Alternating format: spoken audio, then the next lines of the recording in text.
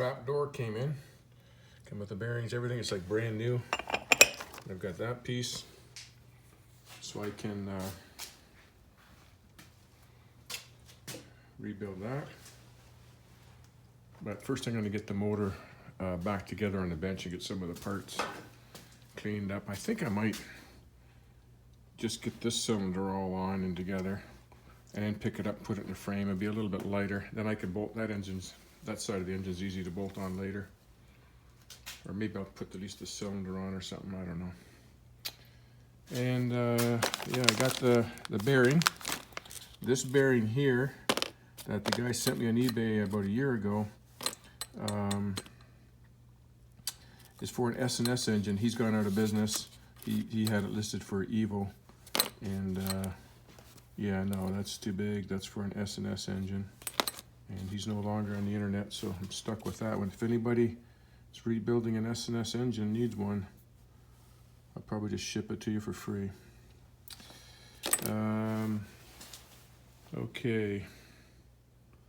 Yeah, so there's the new one here, but I had to buy the whole kit. This one came with the cone bearings in it, the bronze bearings, the washer, 57 bucks, $59.99 right there, plus tax. So I got the whole kit, which is all right because I might need those when I rebuild that engine over there. Well, it's a little bit older engine, more miles on it. So I might need that in there. Okay. First thing is I want to find out where that bolt goes and fix that bolt there. And then I can put the final torque on it. And that'll be done. Just putting the pistons back on. Put a bolt through the wrist pin. I got a squared off washer there so it doesn't catch the rings. And then I had a longer socket on here originally, and then I had no socket on there. And then as I pushed it in, I had to put a spacer in there to push it in the last ½ inch.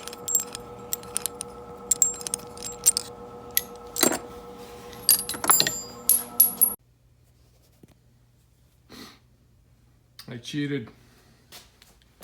I put it all back together without filming it. I'll probably put a link in this video to when I did the top end of this motor last year. So it's all the exact same. I could have filmed it, but I just wanted to get it done. I wanted to get all the parts off my bench. I got my bench all cleaned up. And I just got to do the oil pump and timing cover. I've got the new camshaft Torrington bearing that goes in here, and yeah, I'll film that. I've got it in the freezer right now with my beer right there, so I'm just keeping that nice and cold. And it's in the press jig in there too, so the press jig's nice and cold. And I think I'll just warm that up a little bit with my heat gun, and I'll tap that in. There's a stopper at the back to stop the bearing, but I'm telling you, it's only maybe 1 millimeter thick. If you hit that too hard, I could see you could easily chip or break that thing off. So I want it to slide in nice, and I don't want to break that.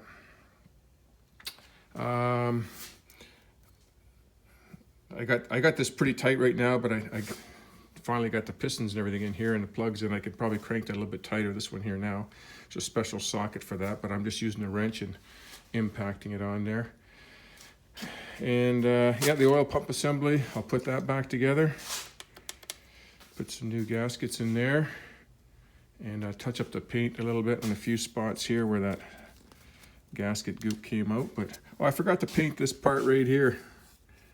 Whoops, I'm sorry, I got the camera in the wrong place here, but I forgot to paint this little pointy part right here the other day, so I'll touch that all up and touch this up here too. But yeah, it's all back together. I reused the steel base gaskets, and I put new head gaskets on, and I reused the steel gaskets for the rocker train. But what I did is I just put a really thin film of this flange sealant. It's red. It's just a really light film over it. And if I had some copper coat, I would have used copper coat on it. Copper coat's for steel gaskets. And it's sticky. And it's got a little bit of copper in it. And so when you put it on there, it squishes. But I probably could have just reused them the way they were, because there was virtually no hours on it, you know, just a few minutes. So, but I'm just taking extra caution. I just put a light film on there. You can see a little bit of it in there, the red stuff. And I can't see it hurting anything, you know. They say don't put any gasket stuff on there. Well, you don't need it, but I just can't see it hurting anything. It's really thin film, sticky.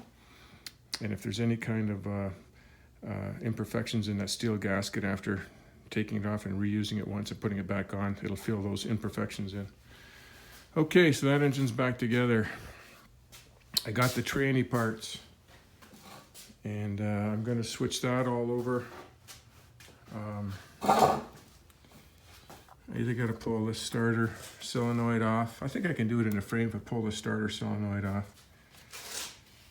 And clean all this up. Pull this cover off and change that over. I'll probably do that as just one video on the transmission upgrade to the newer model, 5-speed. Okay, that's it for now. Okay, I've had this heat lamp on here for probably an hour or so, warming that up. And I probably don't need to do that, but I'm going to make it easier. Take this back.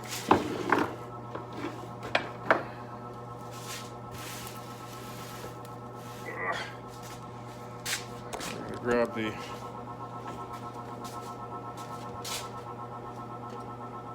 could grab a beer.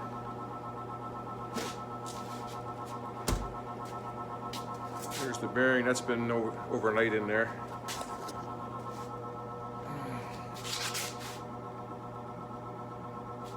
Oh, I wish I had the tool to go in there.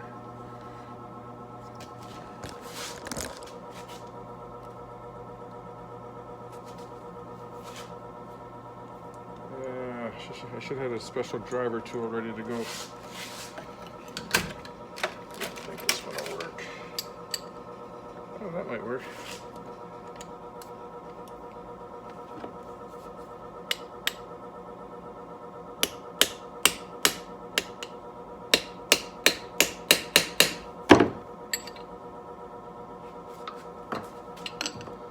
All I do is do this stuff.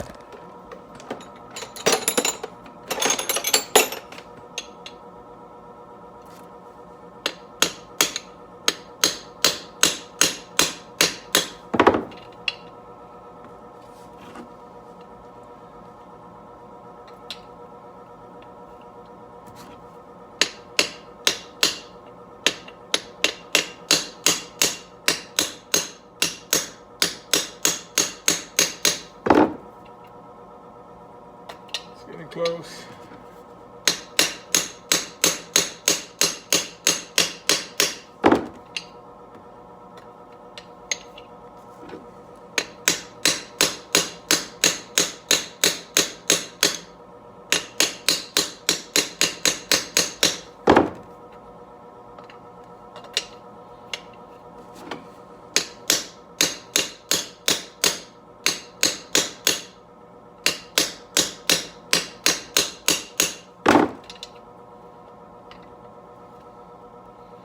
Just a little bit more.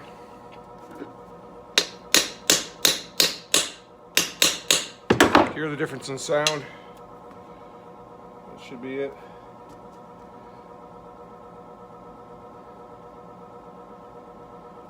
Yeah, she's in all the way. I thought it would go in a little easier than that, so I'm kind of glad I did heat it up.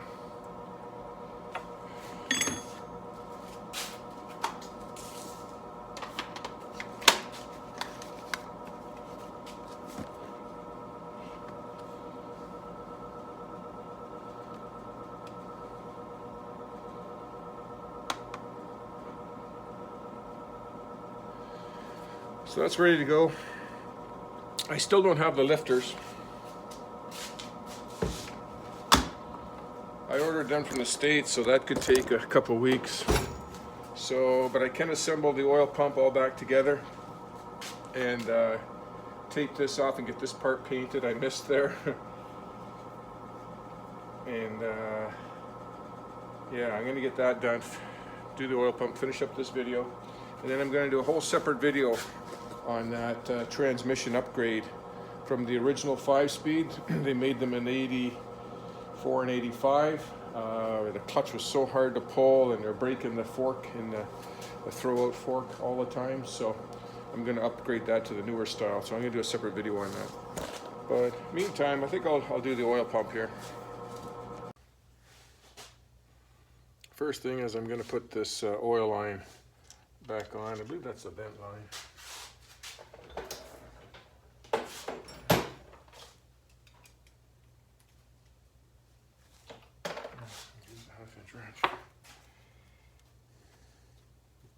Oh, wrong shit. I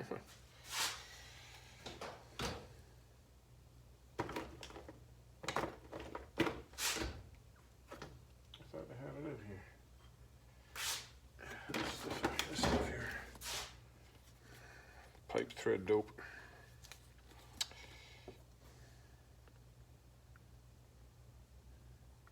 Just a little dab.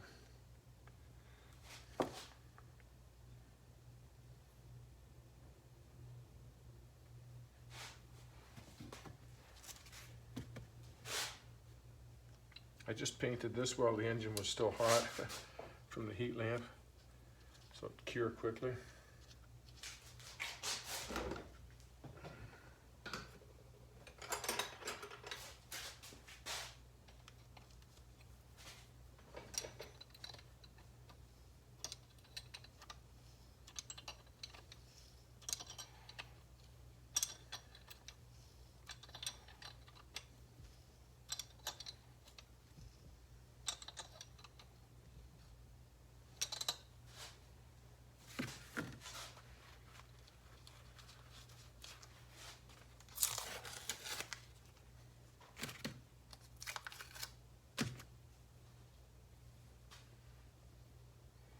I'm just going to keep that tape on up there because, like I say, I'm not going to get those lifters for probably another week or so.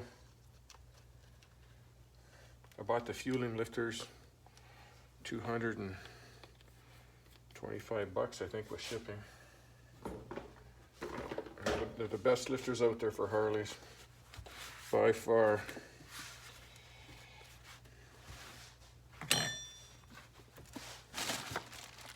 Okay. Yeah. There's all my oil pump parts. They're all washed and cleaned. That's the one spring assembly. There's the other.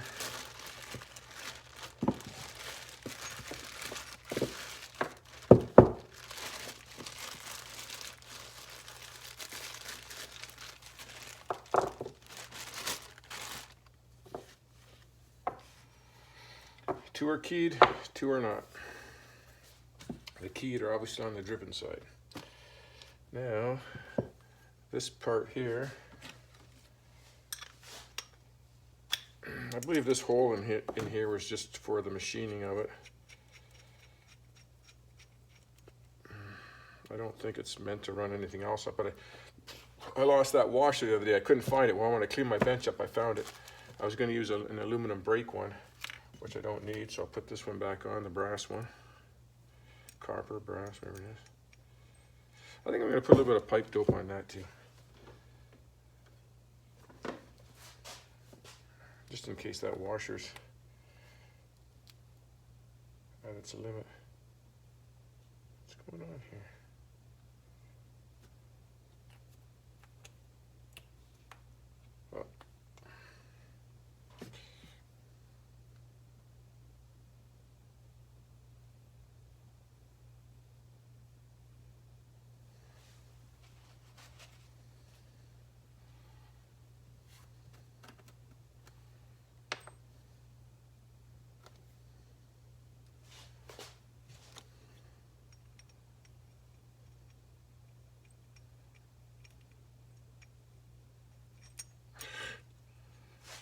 Left-handed here.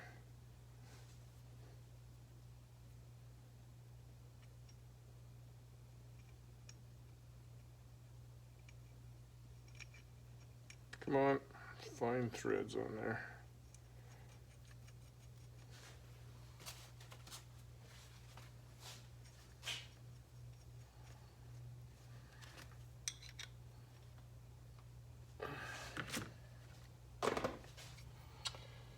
Okay, first thing I want to start with is first I got to find the keys. The Woodruff keys here. There they are there. You see that on there? I think so. There's the clip. Two very small keys.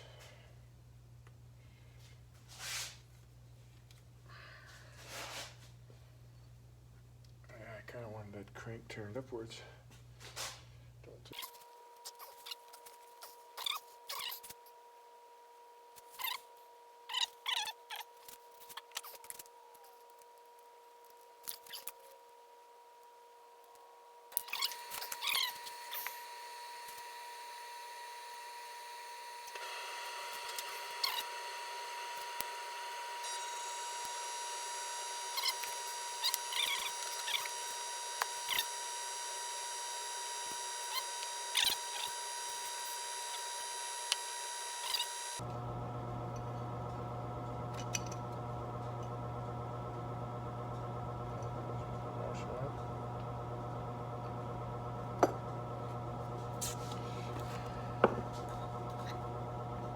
Some assembly lube in there.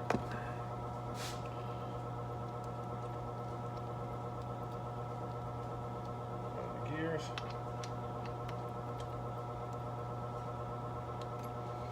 Might have got a little bit too much in there.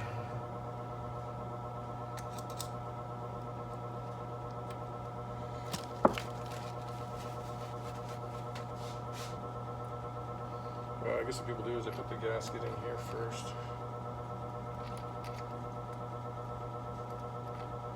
Make sure they all line up.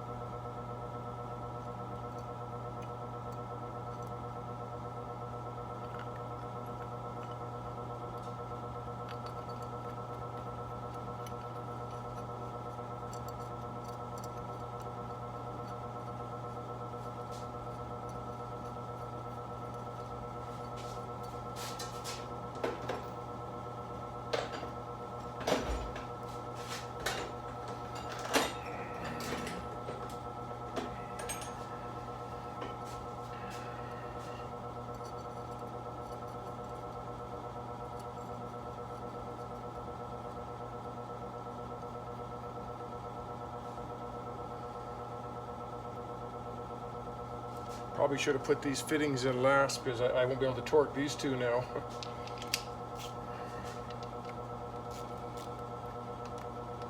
Just snug these up.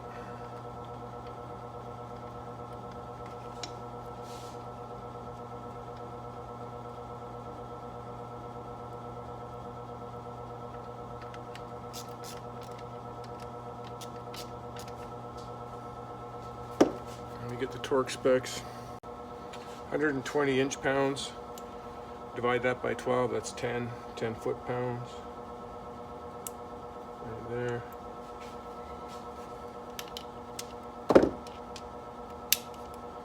I'll snug these two up first.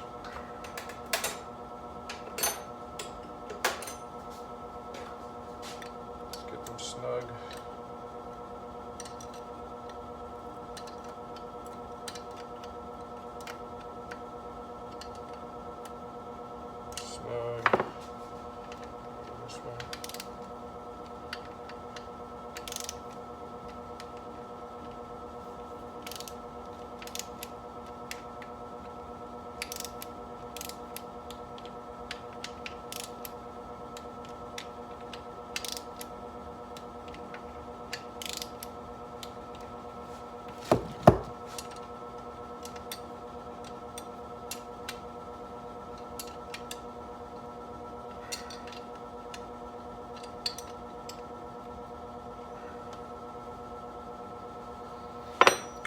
say that's it.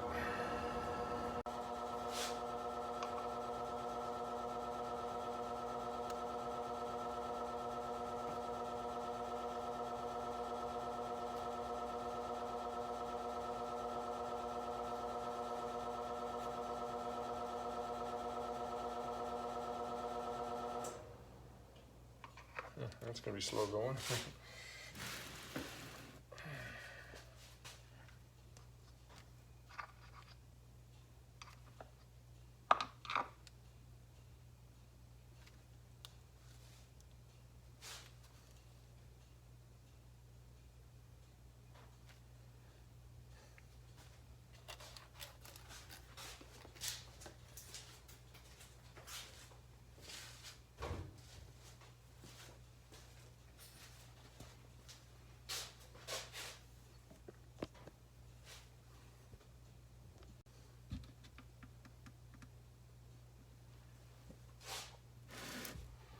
I just put new O-rings on here.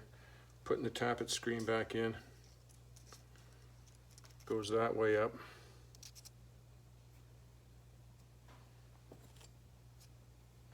Blow that off again.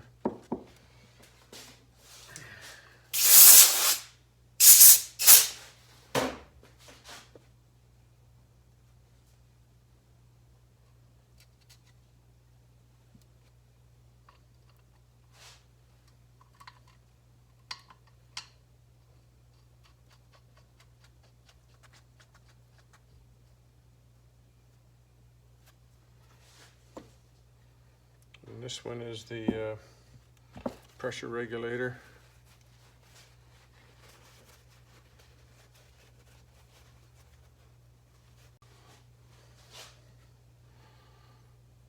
This is the little check valve, stops for anti-sumping in here. And I'm going to put it in there. And I got some 3/8 dowel. And I'm going to give it a little tap to seat it. Because it was bypassing, but I think it was because there was dirt in there because of that silicone.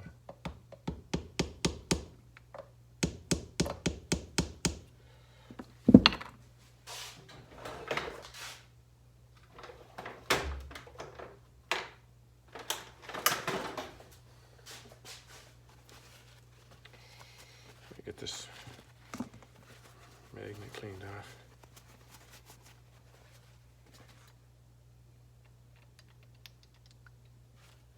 Make sure she's not jammed in there. She's good to go. Here's the spring, really light spring. Put a little bit more pressure on it.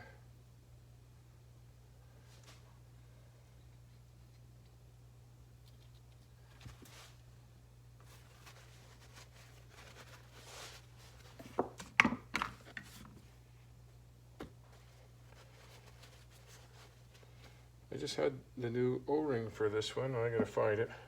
I put the new O-ring on this one. I'm gonna clean these up. And she's all back together. I gotta wait for those lifters.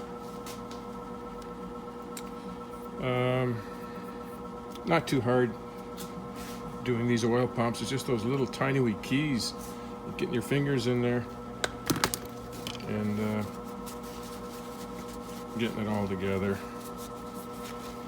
But this is your tappet screen up here. It filters the oil before it goes to your tappets and through the system.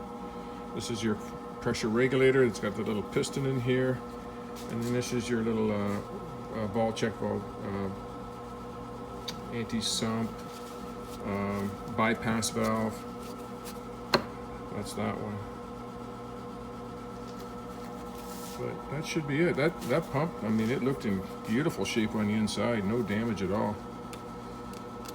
So there she goes. That motor's ready to go. I think while I'm doing all these gasket kits on these 3 Harleys, that I'm gonna strip this one down and at least get the cases split, everything washed, cleaned all back up. Maybe polish that cone up. And put this engine back together as a spare running engine. You know, I don't want to lay it apart like this. Been laying there for, what, a year now, I guess. I think I've had it that long. I think so. I don't know. Okay, that's it for this video. I'm gonna have a beer. Today's done. I was going to mount the S&S intake manifold on there, but I thought these screws were too small.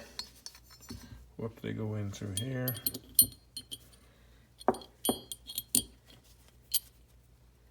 They only stick out not even a ½ inch. Especially when you put the washer on, the lock washer on, it's only in like a ¼ inch. And these holes are 1 inch deep on every one of these. So I'm gonna order some more longer ones. So that's 3/4. I'm gonna order 1 inch or 1.25 inches. At least 1 inch will have a good ½ inch through into the material there. Now this intake manifold, it's held on by this. It's got an insulator here, this phenolic insulator, and it's got an O-ring on the carburetor side to seal it there, and that's all right. But on the other side, from this to this, there's no gasket, and the Harley gasket kits don't come for S&S intakes. So that box of parts that I got in that auction from that machine shop had a whole bunch of these in there, and I thought, geez, those look pretty damn close. And sure enough, I mean, that's a perfect fit. Right there, right there. It's a perfect fit, like crazy. So those fit S&S. I can write right on there. It's S&S intake manifold gasket. You need one for the one side. You should have. Okay, let me put that in this bag over here. Okay, yeah. So I can't put that intake manifold on, and I'm gonna get it all bolted on here nice and tight, so I have to reach through the frame and the horn and the wiring, and it's just a lot easier to do it here and get it nice and straight. But what I'm gonna do, I'm gonna use a level off of this timing case here. Get the level nice and straight level here, and when I put the manifold on, it should be dead level. So that's how I'm gonna do it. I'm gonna see if I can find these today or tomorrow. That's it.